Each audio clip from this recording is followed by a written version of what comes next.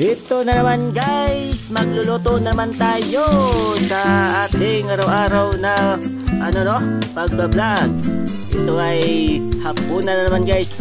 Ayan, fried chicken ang ating lulutuin guys. Fried chicken. Ito ay recipe ng tinatawag na sweet chili garlic chicken. Ito guys, ito ang pinakamasarap na sweet chili garlic chicken. Ayan guys, nilagay ko na yung bawang guys. Dinamihan ko talaga ang bawang guys para talagang garlic talaga yung lasa guys, garlicky. Yan, yung tinatawag nila na garlicky flavor.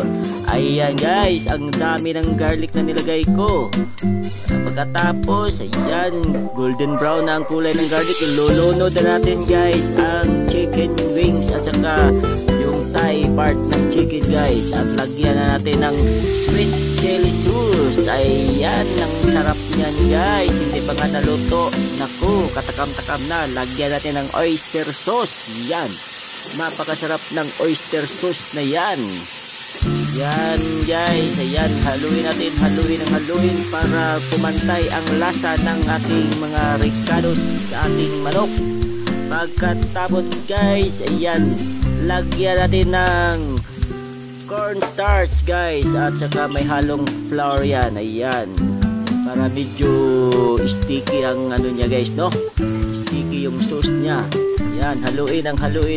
Ayan, pagkatapos guys, yan, okay na yan.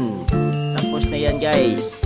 Magkuha lang tayo ng bowl na malagyan ito guys, no? Ayan, haluin lang ng haluin ng pumantay ang lasa guys. Ito lang bowl guys. Ilagay na natin ang ating sweet chili garlic chicken. Nako, ang sarap niyan guys. Ayan, ito na guys, oh. Ang sarap, kulay pa lang, ulam na.